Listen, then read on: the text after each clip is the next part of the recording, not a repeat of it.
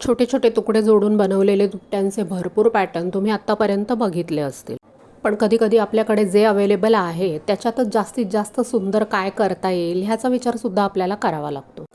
तुमच्याकडे नवीन कपड्याचे तुकडे असतील तर हा एक पॅटर्न तुम्ही बनवू शकता. त्याचा व्हिडिओ ह्याच्या आधीच चॅनलवर अपलोड केलेला आहे. इथे माझ्याकडे एका बाजूसाठी अगदी प्लेन कपडा होता आणि दुसऱ्या बाजूसाठी बेडशीटचा एक छान डिझाईन असलेला कपडा होता, त्यामुळे ह्याला मला पॅटर्न करण्याची तशी काही गरज नव्हती. व्हिडिओमध्ये तुम्हाला दिसतच असेल की अतिशय कमी वेळात आणि कमी मेहनतीमध्ये हा पॅटर्न शिवून तयार होतो.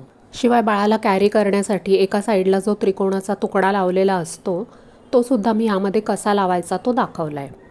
ह्या पद्धतीने तुम्ही दुसऱ्या कुठल्याही प्रकारच्या दुपट्याला सुद्धा अशा प्रकारचा त्रिकोण लावू शकता. शिवाय एका बाजूचा कपडा प्लेन आहे तर अगदीच बोरिंग वाटायला नको, म्हणून या प्लेन कपड्यावर धाग्यांनी डिझाईन कसं करायचं ते मी यामध्ये अगदी सविस्तर सांगितलं आहे. कॉन्ट्रास्ट कलरचा धागा वापरून जर हे डिझाईन बनवलं तर खूपच छान दिसतं.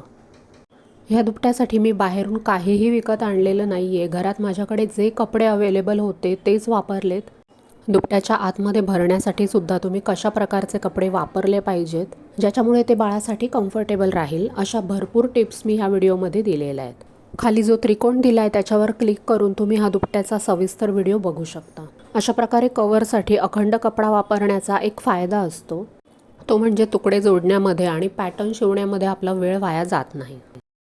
फक्त एका बाजूला छान डिझाईन असलेला सॉफ्ट कपडा निवडला आणि दुसऱ्या बाजूसाठी एकच अखंड प्लेन कपडा असेल तरीसुद्धा चालून जातं. बाळाचं डोकं कव्हर करण्यासाठी हा असा त्रिकोण लावलेला तुम्ही पुष्कळ रेडीमेड दुपट्यांमध्ये बघितला असेल. तर ह्या व्हिडिओला लाईक आणि शेअर नक्की करा आणि अशाच छान छान व्हिडिओसाठी चॅनलला सबस्क्राईबसुद्धा करून टाका.